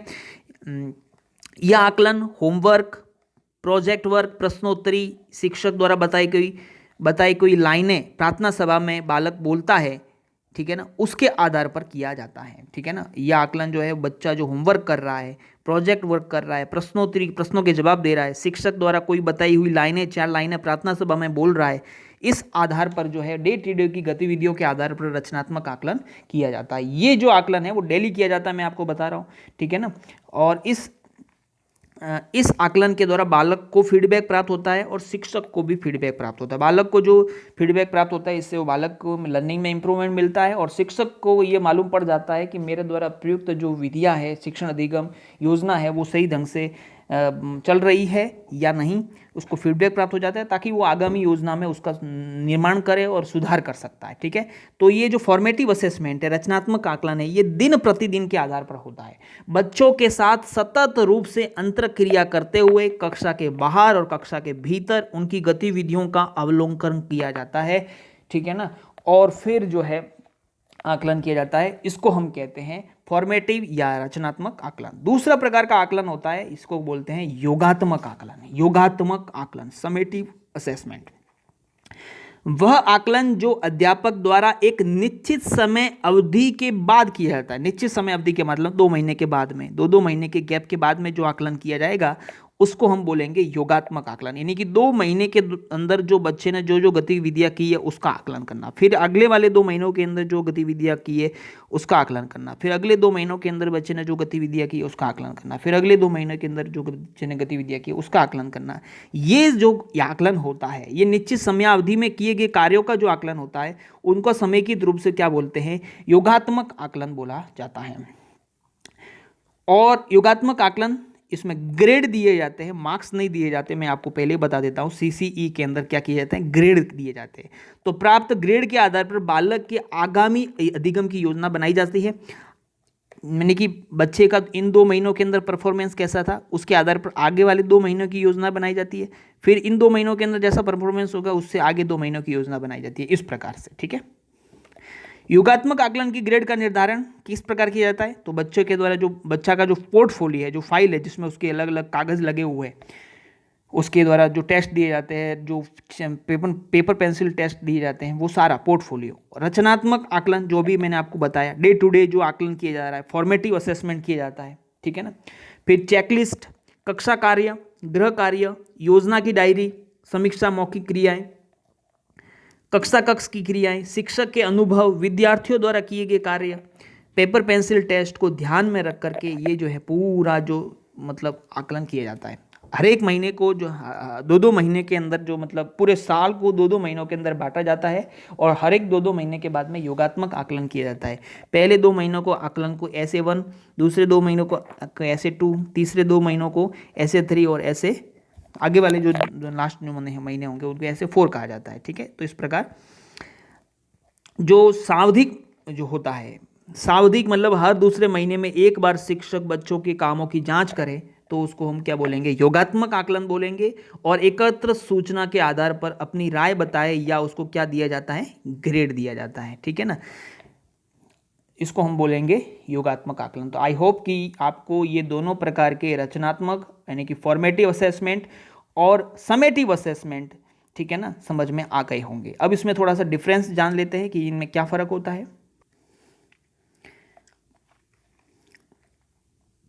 फॉर्मेटिव असेसमेंट और समेटिव असेसमेंट, जैसा कि मैंने आपको बताया, फॉर्मेटिव असेसमेंट डेली होता है, डेली बेसिस पे होता है। और जो समेटिव असेसमेंट होता है वो 2-2 महीने के एंड में होता है, 2-2 महीने के एंड में होता है, 2-2 महीने के एंड में होता है। ठीक है, तो समेटिव असेसमेंट में फॉर्मेटिव असेसमेंट डेली किया जाता है, इसलिए ये मालूम पड़ता है, कक्षा कक्ष शिक्षण प्रक्रिया के दौरान भी किया जाता है, तो ये माना जाता है कि इसमें क्या सीख रहा है। ठीक है, और ये चूंकि लास्ट में किया जाता है, 2 महीने के एंड में किया जाता है, इसलिए इसको बोला जाता है क्या सीख लिया है। इसमें बच्चा ये देखा जाता है कि क्या सीख लिया है, व्हाट हैज़ लर्न, चाइल्ड ने क्या सीखा है। ठीक है, और उसने इसका मतलब होता है कि बच्चा क्या सीख रहा है। ठीक है, दूसरा आता है, ये ड्यूरिंग कोर्स और बिफोर किया जाता है, ड्यूरिंग इंस्ट्रक्शनल पीरियड किया जाता है। ठीक है ना, बिफोर और ड्यूरिंग इंस्ट्रक्शनल पीरियड, जबकि ये एक फाइनल इवोल्यूशन होता है। ठीक है ना, और ये पढ़ाने के बाद किया जाता है, end of the instructional period. ठीक है ना, टू आइडेंटिफाई गैप, क्यों किया जाता है formative assessment, to identify gap, gap को पता करने के लिए बच्चे का गैप कहाँ पर है, कमज़ोर कहाँ पर है, ताकि उसको इम्प्रूव किया जा सके, उसकी लर्निंग को इम्प्रूव किया जा सके। जबकि समेटिव असेसमेंट का मतलब यह होता है to collect evidence of the student knowledge and skill, बच्चे ने जो जो सीखा है उसके बारे में एविडेंस कलेक्ट करने के लिए जो एग्जाम लिया जाता है वो समेटिव असेसमेंट है। ठीक है ना, इसमें नॉलेज टेस्टिंग की जाती है, इसमें इम्प्रूवमेंट की बात आएगी। ये जो कंटिन्यूस होता है मैंने आपको बताया, जबकि ये पीरियोडिक होता है, 2-2 महीने के बाद में होता है। ये इनफॉर्मल है, कक्षा कक्ष में बच्चे को अलग अलग प्रकार की जो है सलाह देता है, परामर्श देता है। एक इनफॉर्मल परामर्श होता है। सीखने सिखाने की प्रक्रिया बिल्कुल इनफॉर्मल, अनौपचारिक प्रकार से होती है। बच्चों को मित्रवत वातावरण के अंदर सब कुछ सिखाया जाता है और उसकी परीक्षा ली जाती है, उससे फीडबैक प्राप्त किया जाता है, तो वो फॉर्मेटिव असेसमेंट है। जबकि फॉर्मल रूप से ये 2 महीने के बाद में होता है, इसमें बाकायदा टेस्ट लिए जाते हैं बिल्कुल औपचारिक वातावरण में, इसलिए इसको बोलेंगे ये फॉर्मल है और ये इनफॉर्मल है। इसमें जो भी फीडबैक दिया जाता है वो डेस्क्रिप्टिव फीडबैक है कक्षा कक्ष के अंदर, जबकि ये होगा इवेल्युएटिव फीडबैक, यानी कि आपको ये चीज़ें आती है और ये चीज़ें नहीं आती है। ये क्या है? इवेल्युएटिव फीडबैक है। नेक्स्ट है इसके अंदर असेसमेंट फॉर लर्निंग। जो फॉर्मेटिव असेसमेंट है, इसको असेसमेंट फॉर लर्निंग, यानी कि ये असेसमेंट क्यों किया जा रहा है? आपको सिखाने के लिए किया जा रहा है। सिखाने, आपको कुछ सिखाना है हमको और उसमें सुधार करना है, आपको आगे से आगे और ज़्यादा सिखाते रहना है, ये उसमें सुधार करते हुए सिखाना है, इसलिए इसको बोलते हैं असेसमेंट फॉर लर्निंग। सिखाने के लिए ये जो है आकलन किया जाता है। और यह असेसमेंट ऑफ लर्निंग, आपने जो सीखा है उसका लर्निंग असेसमेंट किया जाएगा, उस लर्निंग का क्या किया जाएगा? असेसमेंट किया जाएगा। इसको बोला जाता है, जो समेटिव असेसमेंट है उसको बोला जाता है असेसमेंट ऑफ लर्निंग। ये होगा क्वालिटी वाला, ठीक है ना। फॉर्मेटिव असेसमेंट, उसमें क्वालिटी होती है क्योंकि इसमें बालक को शिक्षक, ठीक है, बिल्कुल इनफॉर्मल तरीके से सारी बातें बताता है, जबकि क्वांटिटी, इसमें केवल क्वांटिटी होती है समेटिव असेसमेंट के, भाई आपके ये ग्रेड है और आप ये चीज़ें जानते हो, बस ये क्वांटिटी होगी, ठीक है। फॉर्मेटिव असेसमेंट करने के लिए quiz, games, project work, group activity की जाती है। वही समेटिव असेसमेंट में टेस्ट लिया जाता है, मैंने आपको बताया, फाइनल एग्जाम, ठीक है ना, रिपोर्ट कार्ड्स, ठीक है ना, ये सब इसके अंदर आते हैं। तो आई होप कि आपको दोनों का डिफरेंस समझ में आ गया होगा, फॉर्मेटिव और समेटिव असेसमेंट का, ठीक है। अब आगे देखिए, जब ये असेसमेंट किया जाता है तो चेकलिस्ट भर दी जाती है। चेकलिस्ट का मतलब होता है सही गलत, सही गलत, इस प्रकार। जैसे बालक को त्रिभुज बनाना आता है तो पहले वाले बालक को आता है तो यस, दूसरे वाले बालक को आ रहा है कि नहीं आ रहा है, तो इस प्रकार से चेकलिस्ट भरी जाती है, ठीक है। तो चेकलिस्ट होती है। फॉर्मेटिव असेसमेंट में क्या किया जाता है? चेकलिस्ट भरी जाती है। और समेटिव असेसमेंट होता है, जो समेटिव असेसमेंट होता है उसमें ग्रेड प्रदान किए जाते हैं। याद रख लेना, उसमें क्या प्रदान किए जाते हैं? ग्रेड प्रदान किए जाते हैं। और ये 3 प्रकार के ग्रेड का प्रावधान है, ए, बी और सी। परीक्षा में पूछे जा सकते हैं कि कितने ग्रेड दिए जाते हैं, तो ए, बी, सी ग्रेड दिए जाते हैं। ए ग्रेड किसको दिया जाता है? अग्रिम स्थिति वाले बालक को दिया जाता है। अग्रिम स्थिति में अर्थात वो बालक जो स्वतंत्र रूप से कार्य कर सकता है, ठीक है। मध्यम स्थिति वाले बालक जो शिक्षक की मदद से कार्य करता है उसको दिया जाता है, ठीक है। और सी ग्रेड उसको दिया जाता है प्रारंभिक स्थिति वाला बालक है जिसको विशेष मदद की आवश्यकता है। एक उदाहरण के द्वारा समझ सकते हैं कि एक बच्चा जिसको हम जो है ये कहा गया कि भाई ये टीचर ने कहा कि एक बाकी करके लेके आओ, घटाव का कार्य करके लेके आओ, ठीक है। बालक जो है चुपचाप घटाव का कार्य करके लेके आ जाता है और शिक्षक को कुछ पूछता भी नहीं है। इसका मतलब उसको कौन सा ग्रेड दिया जाएगा? एकदम सही काम किया है तो उसको क्या किया जाएगा? ए ग्रेड दिया जाएगा। और बालक ने स्वतंत्र रूप से कार्य किया, किसी की मदद नहीं ली है। यदि बालक ये पूछता है कि सर ये हासिल वाला घटाव है क्या, मतलब वो शिक्षक की मदद से काम कर रहा है, इसको कौन सा ग्रेड दिया जाएगा? बी ग्रेड दिया जाएगा। और एक ऐसा बालक जिसको कुछ भी नॉलेज नहीं है, ठीक है, वो शिक्षक की मदद से भी कार्य नहीं कर पा रहा है, इसका मतलब उसको विशेष मदद की आवश्यकता है, सी ग्रेड दिया जाएगा, ठीक है। ये थोड़ा ध्यान में रखना। अब जो शिक्षक है वो सूचनाओं का आकलन, जो सूचनाएं कहाँ से प्राप्त करता है? बच्चों से संबंधित सूचनाएं कहाँ से प्राप्त करता है? तो माता पिता यानी अभिभावक से, अन्य शिक्षकों से भी प्राप्त कर सकता है, बच्चों के मित्रों से प्राप्त करता है, सहपाठियों से प्राप्त करता है और समुदाय के लोगों से सूचनाएं प्राप्त करता है। उसके आकलन करने, मूल्यांकन करने के लिए, बच्चों का मूल्यांकन करने के लिए बालक, माता पिता, अन्य शिक्षक, बच्चों के मित्र, सहपाठी, समुदाय के लोगों से सूचनाएं प्राप्त करके उसका मूल्यांकन करता है।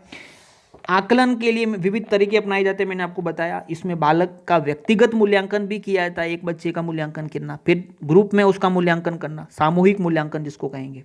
एक आकलन, स्व आकलन का मतलब बच्चा अपना मूल्यांकन खुद करेगा, ठीक है। सहपाठियों द्वारा आकलन, बच्चे का आकलन उसके सहपाठी करेंगे। ये 4 प्रकार के आकलन के तरीके इसमें अपनाए जाते हैं, ये याद रख लेना, ठीक है ना।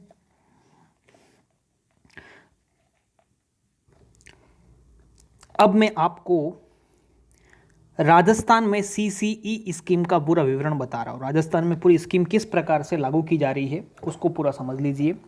सबसे पहले क्या किया जाता है, बेस लाइन यानी कि आधार रेखा आकलन। बेस लाइन या आधार रेखा आकलन, इसको समझ लीजिए। जो दूसरी, तीसरी, चौथी और पांचवी में पढ़ने वाले बच्चे हैं, दूसरी से पांचवी वाले बच्चे, दूसरी से लगा करके पांचवी तक के बच्चे हैं, उनके बच्चों का बेस लाइन आकलन किया जाता है, आधार रेखा आकलन किया जाता है। इसमें उनका टेस्ट लिया जाता है। जो बच्चे पहली से दूसरी में आ गए हैं, दूसरे से तीसरी में आ गए हैं, सत्र के प्रारंभ में एक टेस्ट लिया जाता है और उससे यह पता लगाया जाता है कि यह बच्चा इस क्लास के योग्य या उसके समकक्ष योग्यता रखता है या नहीं है।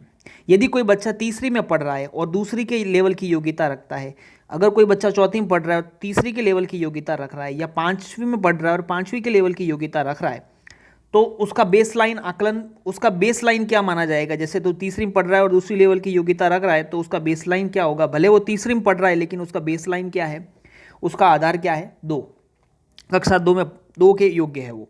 उसी प्रकार कोई बच्चा चौथी में पढ़ रहा है लेकिन उसका अगर बेसलाइन अगर तीसरी कक्षा के योग्य पाया जाता है, चौथी कक्षा के बच्चों के जैसा जवाब नहीं दे पाता है, तो वो तीसरी कक्षा के योग्य या दूसरी कक्षा के योग्य, अगर उससे भी कमजोर है तो, ठीक है ना। इस प्रकार एक जो सत्र के प्रारंभ में एक परीक्षा ली जाती है और उससे पता लगाया जाता है कि जो पढ़ने वाले बच्चे हैं ये इस कक्षा के समकक्ष प्रश्नों के उत्तर जवाब दे रहे हैं या नहीं दे पा रहे, या उससे निचली कक्षाओं के स्तर के समकक्ष है, ठीक है। और बाद में जब बेसलाइन का एक बार निर्धारण हो जाता है, उसके बाद में हम क्या करते हैं, योजनाएं बनाते हैं। उसके बाद में योजनाएं बनाते हैं कि आगे हमें किस प्रकार से ये जो बच्चे कमज़ोर है उनके लर्निंग गैप को किस प्रकार किस प्रकार से इसको कम करना है, ठीक है ना। इसको लर्निंग गैप को कम किस प्रकार करना है, वो हम इसकी योजनाएं बनाते हैं। तो सबसे पहले आधार रेखा आकलन क्या होता है। सत्र के आरंभ में बच्चों के शैक्षिक स्तर को जानने के लिए ली जाने वाली परीक्षा आधार रेखा आकलन कहलाती है। कक्षा 1 को छोड़ करके अन्य कक्षाओं में प्रवेश लेने वाले विद्यार्थियों का आधार रेखा आकलन करना आवश्यक होता है, अर्थात दूसरे से पांचवी तक के स्टूडेंट का आधार रेखा आकलन किया जाता है कि वो बच्चा किस स्तर के प्रश्नों के जवाब दे पा रहा है, वो कहलाएगा उसका बेसलाइन, ठीक है। तो ये आपको पता होना चाहिए, सत्र के प्रारंभ में ये काम कर लिया जाता है। अब मैं आपको बता रहा हूँ कि CC स्कीम किस प्रकार से चलती है। पूरे सत्र को CC स्कीम के अंदर पूरे सत्र को जो है वो 4 टर्म में विभाजित कर दिया जाता है। 4 टर्म में, ये पहला टर्म, ये दूसरा टर्म, ये तीसरा टर्म और चौथा टर्म, ठीक है। पहले टर्म 2-2 महीने के ये टर्म है, पूरा जो सत्र है उसको 2-2 महीने के 4 टर्म में विभाजित कर दिया जाता है। अब क्या होता है कि मैंने आपको बताया था कि डे टू डे बेस पर डेली अब फिर हम क्या करते हैं, योजनाएं बना लेते हैं कि इस टर्म के अंदर क्या क्या पढ़ाना है, इस टर्म में क्या पढ़ाना है, इस टर्म में क्या पढ़ाना है और इस टर्म में क्या पढ़ाना है। पूरा पाठ्यक्रम का विभाजन कर देते हैं, टर्म वार पाठ्यक्रम का, कक्षावार और टर्म वार का विभाजन कर देते हैं। उसके बाद में क्या होता है, इन 2 महीनों के अंदर एक तो डेली असेसमेंट होंगे, डेली के असेसमेंट जिसको हम क्या कहते हैं, फॉर्मेटिव असेसमेंट, रचनात्मक आकलन, ठीक है। और इन 2 महीनों के एंड में एक समेकित योगात्मक आकलन किया जाएगा जिसको हम क्या बोलेंगे, कहेंगे समेटिव असेसमेंट कहेंगे, और इसको बोलेंगे SA1। इन 2 महीनों के एंड, फिर उसी प्रकार से आगे 2 महीने, जब इस SA1 हो गया, SA1 में बच्चे का परफॉर्मेंस कैसा है, उसके आधार पर SA2 की योजना बनाई जाएगी। अब इसमें भी यही होगा, डे टू डे 2 महीनों तक मूल्यांकन किया जाएगा, फॉर्मेटिव असेसमेंट किए जाएंगे। उसके बाद में इन 2 महीनों के एंड में फिर क्या किया जाएगा, एक समेटिव असेसमेंट किया जाएगा जिसको SA2 कहा जाएगा। SA2 में बच्चे का परफॉर्मेंस कैसा है, उस आधार पर आगे में योजनाएं बनाई जाएगी, SA3 की योजनाएं बनाई जाएगी और डे टू डे वापस डेली मूल्यांकन किया जाएगा। और लास्ट में इन 2 महीनों के एंड में क्या किया जाएगा, परीक्षा ली जाएगी जिसको कहेंगे योगात्मक आकलन, SA3 कहा जाएगा। फिर बाद में SA4 की योजनाएं बनाई जाएगी आगे वाले 2 महीनों की, और उसमें फिर क्या किया जाएगा, डे टू डे बेस पर क्या किया जाएगा, रचनात्मक फॉर्मेटिव असेसमेंट किया जाएगा और लास्ट में एक परीक्षा ली जाएगी जिसको SA4 कहा जाता है, ठीक है। और हर एक जो SA1, SA2, SA3, SA4 है, इसके अंदर मूल्यांकन जो किया जाता है वो ग्रेडिंग दे करके किया जाता है। ABC 3 प्रकार के ग्रेड प्रदान किए जाते हैं। तो आई होप कि ये आपको समझ में आ रहा होगा किस प्रकार से पूरे सत्र को विभाजित कर दिया जाता है। SA1 लिया जाता है वो सितंबर में लिया जाता है, लगभग SA2 जो है वो नवंबर में लिया जाता है, SA3 जनवरी में लिया जाता है और SA4 जो है वो मार्च में लिया जाता है। सबसे पहले इसमें मैंने बता दिया ना आपको, पाठ्यक्रम का विभाजन कर दिया जाता है टर्मवार, ये पहले टर्म, दूसरा टर्म, तीसरा टर्म, चौथा टर्म, इस प्रकार से विभाजित कर दिया जाता है। फिर डेली फॉर्मेटिव असेसमेंट होते हैं, 2 महीनों के एंड में एक परीक्षा ली जाएगी, उसको SA1 कहा जाएगा। फिर अगले 2 महीनों की योजना बनाई जाएगी, फिर रचनात्मक आकलन किया जाएगा, फिर 2 महीनों के एंड में क्या किया जाएगा, SA2 लिया जाएगा, फिर वापस से आगामी योजना बनाई जाएगी, फिर रचनात्मक मूल्यांकन किया जाएगा और फिर 2 महीनों के एंड में परीक्षा ली जाएगी जिसे SA3 कहा जाएगा। फिर वापस से आगामी योजना बनाई जाएगी, रचनात्मक मूल्यांकन किया जाएगा और जो है 2 महीनों के एंड में SA4 यानी कि समेटिव असेसमेंट किया जाएगा। और फिर ये जो है ये सारे जो है वो इनकी ग्रेडिंग प्रदान की जाती है। तो इस प्रकार से ये पूरा CCE स्कीम जो है वो चलती है। पाठ्यक्रम का टर्मवार और अधिगम उद्देश्यवार जो है विभाजन कर दिया जाता है। पहले बेसलाइन तैयार कर ली कि भाई बच्चा किस स्तर का योग्य है, बच्चों को विभाजन कर दिया कि भाई ये कक्षा के अंदर जो बच्चे हैं वो इस कक्षा के समकक्ष है और ये निचली कक्षाओं के स्तर के समकक्ष है, ठीक है ना। ये पहले अपने बेसलाइन डिसाइड कर लिया सबसे पहले। उसके बाद पाठ्यक्रम का टर्मवार विभाजन कर दिया। ये जो है ये सरकार के द्वारा ही एक उपलब्ध करवाया हुआ डॉक्यूमेंट होता है। मैं आपको बताऊंगा भी इसी वीडियो के अंदर कि ये किस प्रकार से होता है, प्राप्त होता है सरकार के द्वारा जो चीज़ें डॉक्यूमेंट है महत्वपूर्ण मैं आपको बताऊंगा। ये पाठ्यक्रम और टर्मवार अधिगम उद्देश्य एक ऐसा दस्तावेज है जिसके अंतर्गत विषय से संबंधित उद्देश्य, कक्षावार पाठ्यक्रम और टर्मवार पाठ्यक्रम सूचकों का विवरण, पाठवार और टर्मवार अधिगम कार्य एवं उद्देश्यों को व्यवस्थित किया गया होता है, ठीक है। तो ये आपको ठीक है, मैंने अभी बताया। देखो जिस प्रकार टर्म फर्स्ट है तो इसकी अवधि कुल 2 माह की होती है। कक्षा के दौरान किया जाता है, रचनात्मक आकलन किया जाता है, शिक्षण प्रक्रिया की जाती है। फिर 2 महीनों के एंड में किया जाता है, समेटिव असेसमेंट किया जाता है जिसको SA1 बोला जाता है और ये लगभग SA1 सितंबर माह में होता है। फिर उसके बाद में नेक्स्ट होता है SA2, उसमें भी वही टर्म 2 अवधि 2 माह की होगी। कक्षा प्रक्रिया के दौरान रचनात्मक फॉर्मेटिव असेसमेंट किया जाएगा, पढ़ाया जाएगा। और द्वितीय योगात्मक आकलन 2 महीने के एंड में कर लिया जाएगा। SA2 लगभग नवंबर में होता है।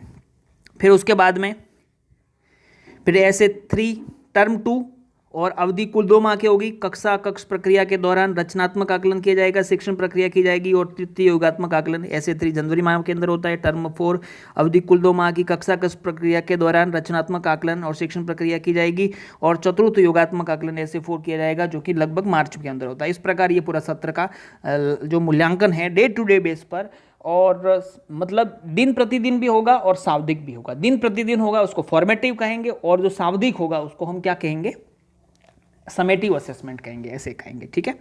और उसमें ग्रेड प्रदान किए जाते हैं। फॉर्मेटिव असेसमेंट में चेकलिस्ट से यस नो किया जाता है, ठीक है।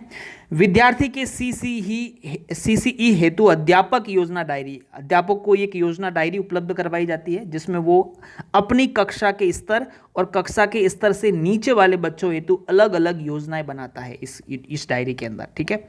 फिर चौथा है आकलन सूचन अंकन पुस्तिका, एक चेकलिस्ट होती है जिसमें वही कि भाई बच्चे को त्रिभुज बनाना आता है कि नहीं आता है, आता है, कम आता है, नहीं आता है, इस प्रकार की जो है चेकलिस्ट जो है वो होती है, वो भी आपको मैं दिखा दूंगा। वार्षिक आकलन अभिलेख। फिर एक आता है पोर्टफोलियो फाइल। पोर्टफोलियो फाइल कुछ नहीं है, बच्चों के द्वारा जो साल भर जो गतिविधियां की जा रही है उसके द्वारा जो कागज़ तैयार किए जा रहे हैं, लिखा जा रहा है, परीक्षाएं दी जा रही है, उसको एक फाइल में संग्रहित करना, वही पोर्टफोलियो फाइल कहलाती है। पोर्टफोलियो एक ऐसी फाइल है जिसमें विद्यार्थी द्वारा किए गए कार्यों के प्रतिनिधि नमूनों को व्यवस्थित करके लगाया जाता है और ये प्रत्येक विद्यार्थी की अलग अलग होती है, ठीक है। नेक्स्ट है फिर लर्निंग आउटकम पुस्तिका, जो कक्षा 1 से 5 और 6 से 8 के बच्चों की अलग अलग आती है। तो ये इसके डॉक्यूमेंट्स है जो कि सरकार के द्वारा उपलब्ध करवाए जाते हैं और इसमें यूज़ होते हैं। अब मैं आपको ये जो डॉक्यूमेंट्स है वो दिखा देता हूँ। ये रचनात्मक आकलन का एक नमूना है। रचनात्मक आकलन जो किया जाता है डे टू डे बेस पे, फॉर्मेटिव असेसमेंट, जैसे ये गणित का दिया हुआ है जिसमें देखिए इसमें छोटा सा, मैं आपको ज़्यादा टाइम नहीं लूँगा, जैसे चीज़ों के इसमें लिखा जाता है कि कौन कौन सी बातें हैं वो पढ़ाई जा रही है। फिर उसके बाद में ये बच्चों के रोल नंबर होते हैं या, ठीक है, अब इस बच्चों को आता है, इस बच्चे को नहीं आता है, ये चीज़ उस बच्चों को आती है, ये नहीं आती, ये इस प्रकार की चेकलिस्ट होती है, फॉर्मेटिव असेसमेंट है, ठीक है। फिर इसके अंदर जैसे मैंने आपको बताया था योगात्मक आकलन होता है। योगात्मक ऐसे 1, ऐसे 2, ऐसे 3, ऐसे 4। योगात्मक आकलन का एक चित्र दिया गया है जिसके अंदर देखिए सतत और व्यापक मूल्यांकन अभिलेख। योगात्मक आकलन समेटिव असेसमेंट, इसमें क्या होगा, जो चीज़ें आकृति एवं स्थान की समझ, ये अधिगम उद्देश्य है अपना। अभी इसके अंदर जो है बच्चा जो है, ये जो चारों प्रकार के जो दिए हुए हैं, ऐसे 1, ऐसे 2, ऐसे 3 और ऐसे 4, इसके अंदर उसका ग्रेड क्या आया, कक्षा में समेकित ग्रेड क्या आया, ये नीचे दिया हुआ समेकित ग्रेड। और कक्षा में स्तर, मतलब बच्चा ऐसे 1 के अंदर जब उसका एग्जाम लिया था तो वो किस स्तर का था, पहली के स्तर का था कि दूसरे के स्तर का था कि तीसरे के स्तर का था, वो कक्षा में स्तर आ जाएगा। ठीक है, इस प्रकार ये चारों चार जो है ये मतलब जो है ग्रेडों ऐसे 1, ऐसे 3, 4 का ये योगात्मक आकलन होगा। इस प्रकार से देखिए सब में दिया हुआ है। ठीक है ना, ये इधर भी दिया हुआ है कक्षा में स्तर और समेकित ग्रेड। ठीक है, ये योगात्मक आकलन हो गया। ठीक है, ये जो मैंने आपको बताया था कि विद्यार्थी वार्षिक आकलन प्रतिवेदन, विद्यार्थी वार्षिक आकलन प्रतिवेदन वो इस प्रकार का होता है। विद्यार्थी वार्षिक आकलन प्रतिवेदन जो होता है वो इस प्रकार, प्राथमिक विद्यार्थी का नाम वगैरह आ जाता है। इसमें देखिए ये सब्जेक्ट वाइज होता है कि हिंदी के अंदर ये बालक के ये उद्देश्य है, प्रथम टर्म के अंदर कैसा था, कक्षा में स्तर क्या था और ग्रेड क्या था, कक्षा के स्तर क्या था और ग्रेड क्या था। इस प्रकार से हर एक सब्जेक्ट का आ जाएगा इसमें। ठीक है ना, ये इसका वार्षिक आकलन रिकॉर्ड है, इंग्लिश वगैरह पर्यावरण का आ जाएगा ये। ठीक है, इसके अलावा ये नीचे जो आपको मैं बता रहा हूँ इसमें शैक्षिक गतिविधियों का भी आ जाएगा। देखिए जो मैंने आपको बताया था ना कि ये कॉम्प्रिहेंसिव मूल्यांकन है, इसमें देखिए आपको बच्चे के हर एक व्यक्तिगत गुणों का भी होगा। सहयोग देखभाल करने में किस प्रकार का है, आत्मविश्वास में कैसा है, समय की पाबंदी में कैसा है, स्वच्छता में कैसा है, पोषण में कैसा है, व्यायाम में, खेल में, सब प्रकार की कला शिक्षा वगैरह सब प्रकार के मूल्यांकन इसके अंदर आ जाते हैं। ठीक है ना, तो ये सब प्रकार का मूल्यांकन इसमें आपको देखने को मिलेगा। चित्रकारी, दस्तकार, नाटक, नृत्य, इन सब के प्रकार का उसका कॉम्प्रिहेंसिव मूल्यांकन होगा। ठीक है, तो ये है। और मैं आपको डायरी दिखा देता हूँ कि शिक्षक की जो डायरी है वो किस प्रकार की होती है। वो डायरी को देख लीजिए आप, डायरी से आपको काफ़ी कुछ चीज़ें आपको समझ में आ जाएगी। देखिए डायरी के अंदर स्पष्ट रूप से 2 समूह दिए हुए हैं। डायरी के अंदर 2 प्रकार के समूह दिए हुए हैं। देखो समूह दो होगा जो कि एक बच्चे ऐसे होंगे जो कि मतलब अपने स्तर से कमज़ोर हैं। ऐसे बच्चे जो अपने स्तर से कमज़ोर है उनके लिए समूह 2 में शामिल किया गया उनको। ऐसे बच्चे जो कि अपनी कक्षा स्तर से जब नीचे वाले स्तर के हैं उनके लिए अलग योजना है, और जो दूसरे बच्चे हैं उनके लिए अलग से योजनाएं बनाई जा रही है। ये देखिए इसमें बहुत अच्छी तरह से दिख रहा है। State initiative for quality education, बाल केंद्रित शिक्षण, सतत एवं व्यापक मूल्यांकन, अध्यापक योजना जारी दिया गया है। और फिर उसके बाद में ये विद्यार्थियों के शुरू में रोल नंबर आ जाते हैं, उसके बाद में ये होता है। ठीक है,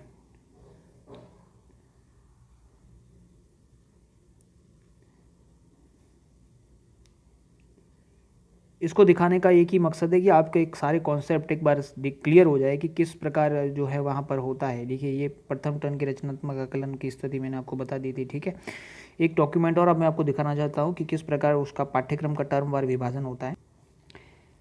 इसमें ये देखिए आप, पाठ्यक्रम टर्म वार अधिगम उद्देश्य ये दिए हुए होते हैं। सरकार की तरफ से बुक उपलब्ध करवाई जाती है। पहले से 5वीं तक के गणित के जो सारे उद्देश्य दिए गए हैं, और उसमें देखो ये गणित अध्ययन के उद्देश्य दिए हुए हैं, जिसमें देखो ये पूरा पाठ्यक्रम जो है विभाजित किया हुआ होता है। टर्मवार ये पाठ्यक्रम विभाजित होता है। टर्मवार पाठ्यक्रम विभाजित होता है। जैसे यहाँ पर पूरा पाठ्यक्रम दिया हुआ है, फिर उसके बाद प्रथम टर्म के अंदर क्या क्या चीज़ें पढ़ानी है। ठीक है, उसके बाद में द्वितीय टर्म के अंदर क्या पढ़ाना है। ठीक है, तृतीय टर्म के अंदर क्या पढ़ाना है ये दिया हुआ है। पहली कक्षा वालों को क्या पढ़ाना है, फिर चतुर्थ टर्म के अंदर पहली क्लास वालों को क्या पढ़ाना है। ठीक है, ये चीज़ें दी हुई है। फिर उसके बाद में इस प्रकार दूसरी कक्षा का आ जाएगा, फिर पहले से 5वीं तक आ जाएगा। तो आई होप कि आपको समझ में आ गया होगा। इस प्रकार अपना CCE पूरा हुआ। ठीक है, और CCP और ABL ये टॉपिक अपने पूरे हो चुके हैं, जो कि इस SIQE प्रोग्राम के आधार थे।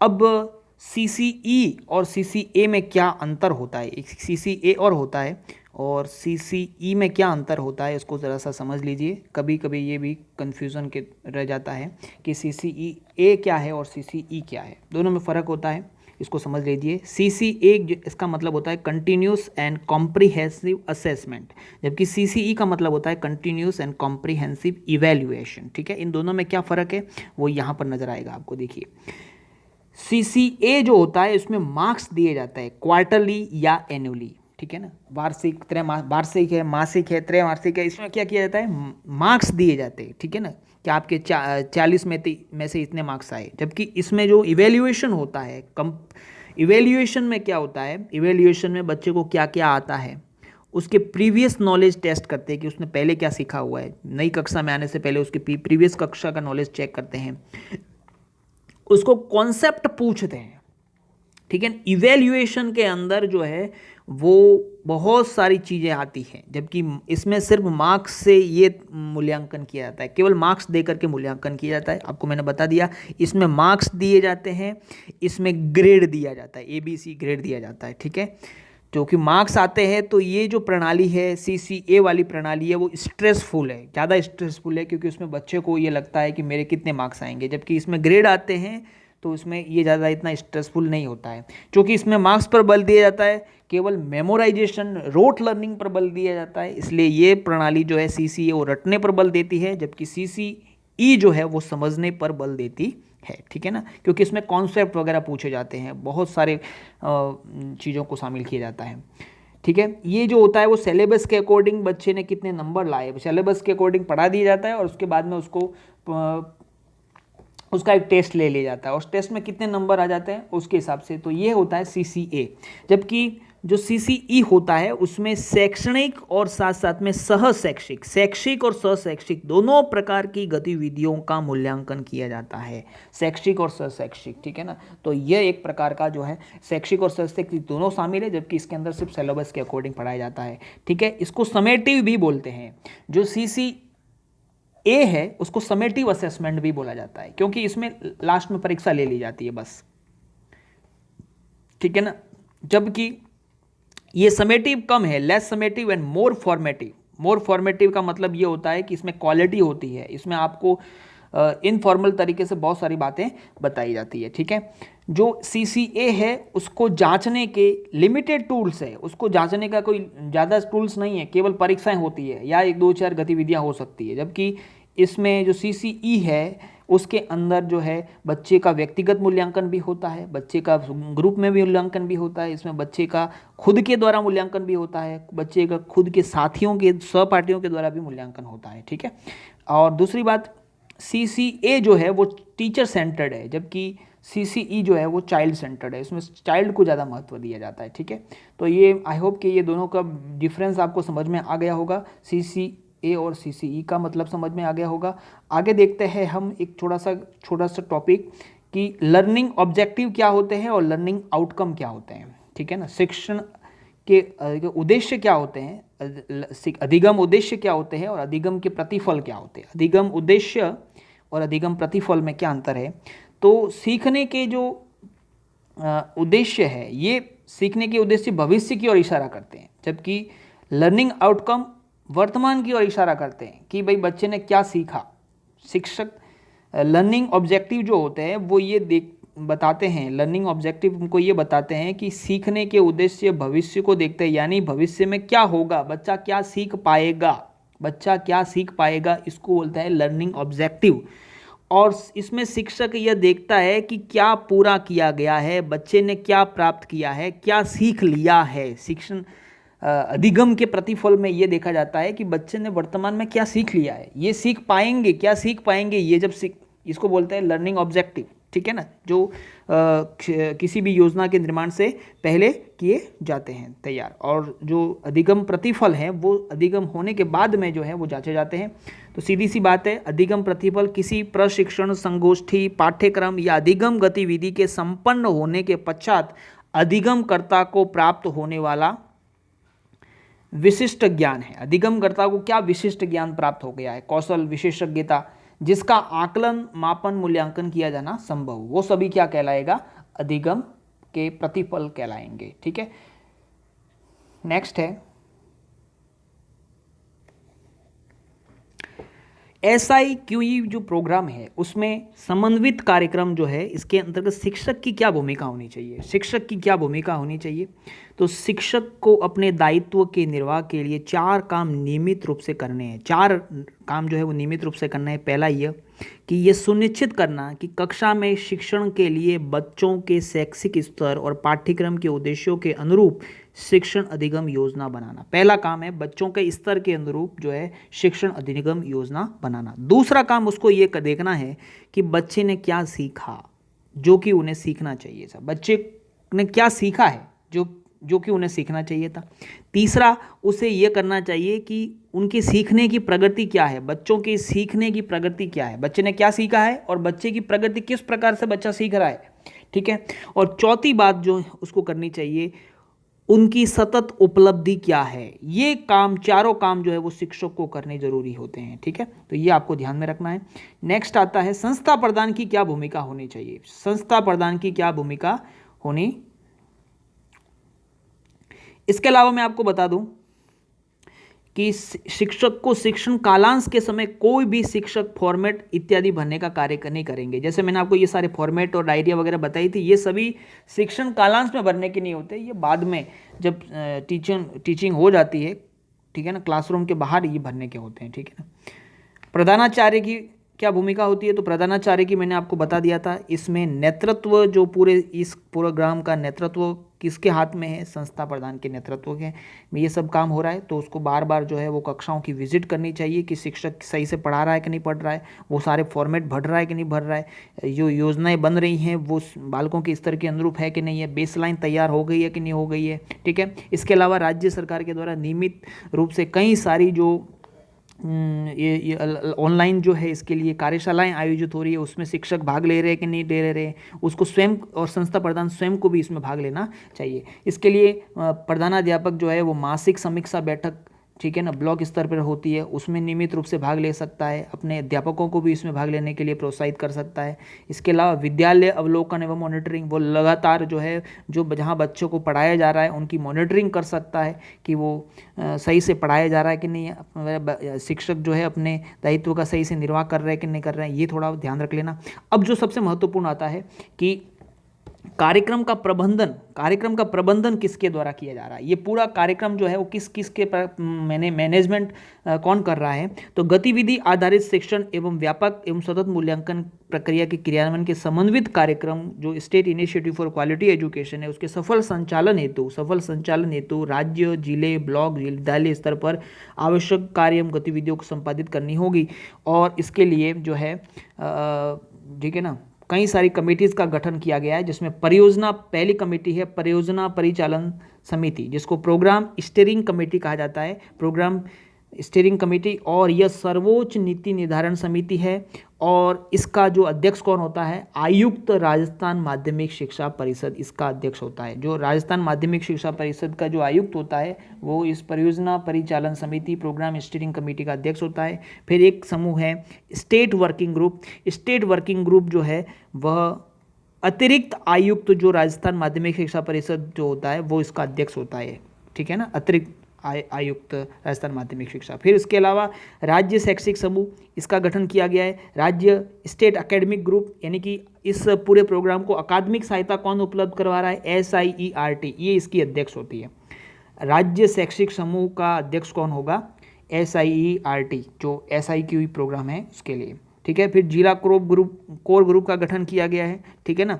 और जिला कोर ग्रुप का जो अध्यक्ष कौन होता है, जिला शिक्षा अधिकारी माध्यमिक प्रथम, जिला शिक्षा अधिकारी माध्यमिक प्रथम। कई जिलों के अंदर माध्यमिक शिक्षा के बहुत सारे कार्यालय होते हैं, 2-2, 3-3 कार्यालय होते हैं, तो वहाँ प्रथम जो होगा वो क्या कहलाया जाएगा, उसकी अध्यक्षता में होगा, ठीक है।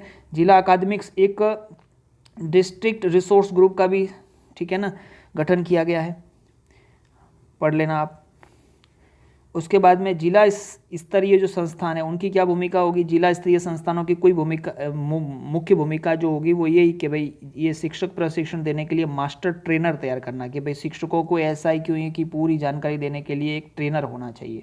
वो ट्रेनर जो है वो कौन उपलब्ध करवाएगा, डाइट उपलब्ध करवाएगा, ठीक है। अब सबसे महत्वपूर्ण जो बात जो परीक्षा में पूछी जा सकती है, समन्वित कार्यक्रम को अकादमिक सहयोग, गतिविधि आधारित एवं व्यापक एवं सतत मूल्यांकन के क्रियान्वयन के समन्वित कार्यक्रम state initiative for quality education के सफल संचालन में जिला स्तर पर सहयोग देने के लिए, कहाँ पर, जिला स्तर पर सहयोग देने के लिए यूनिसेफ और बौद्ध शिक्षा समिति जयपुर, इन दोनों के द्वारा एक अकादमिक सदस्य को जो नियुक्त किया जाएगा और उसका नाम क्या है, district support fellow, district support fellow या जिला समर्थन अध्येता, जिला समर्थन अध्येता बोला जाएगा, जिला समर्थन अध्येता या डिस्ट्रिक्ट सपोर्ट फेलो जो है वो जिला स्तरीय जो कमेटी है उसमें जो है भेजा जाएगा। किसके द्वारा भेजा जाएगा, यूनिसेफ और बौद्ध शिक्षा समिति के द्वारा। चलिए एक बार वापस से इन कमेटियों का देख लेते हैं। देखिए, परियोजना परिचालन समिति, इसका अध्यक्ष कौन है, इसका अध्यक्ष होगा आयुक्त राजस्थान माध्यमिक शिक्षा परिषद। उसी प्रकार राज्य कार्यकारी समूह जो है इसका अतिरिक्त आयुक्त राजस्थान माध्यमिक शिक्षा परिषद इसका अध्यक्ष होगा। ठीक है, अब आता है नेक्स्ट कमेटी कौन सी है, राज्य शैक्षिक समूह, राज्य शैक्षिक समूह जो एकेडमिक सहायता उपलब्ध करवा रहा है, निदेशक SIERT उदयपुर इसका अध्यक्ष होगा। और लास्ट में एक कमेटी गठित की गई है जिसका नाम है जिला समन्वयन समिति DCC, ठीक है, डिस्ट्रिक्ट कोऑर्डिनेशन कमेटी, और इसका अध्यक्ष कौन होता है, जिला शिक्षा अधिकारी प्रथम इसका अध्यक्ष होगा। और इसी के अंदर मैंने आपको बताया था कि यूनिसेफ और बौद्ध शिक्षा समिति के द्वारा एक जिला अकादमिक समर्थन फेलो का, ठीक है ना, जिसको मतलब डिस्ट्रिक्ट सपोर्ट फेलो DSP जो है, एक आदमी जो है इसको एकेडमिक सपोर्ट उपलब्ध कराने के लिए भेजा जाएगा। किसके द्वारा, यूनिसेफ और बौद्ध शिक्षा समिति के द्वारा एक सदस्य के रूप में भेजा जाता है। ठीक है ना, तो ये इसके बारे में पूछा जा सकता है, उसको अकादमिक सहायता के लिए आदमी किसके द्वारा भेजा जाता है और कौन होता है। ठीक है ना, तो ये DSP district support fellow UNICEF और बौद्ध शिक्षा समिति के द्वारा कौन सी कमेटी में भेजा जाता है, DCC जिला समन्वय समिति में। तो इसी के साथ में आपका SIQE programme state initiative for quality education यहीं पर संपन्न होता है। मैं उम्मीद करता हूं कि आपने इस वीडियो को धैर्यपूर्वक पूरा सुना होगा। आपको वीडियो अच्छा लगा तो चैनल को सब्सक्राइब और वीडियो को लाइक करें, अपने साथियों के साथ में शेयर करें, और आगे आने वाले वीडियो के अंदर मैं इसी प्रकार के टॉपिक पर चर्चा करता रहूँगा। आपका बहुत बहुत धन्यवाद। Thank you.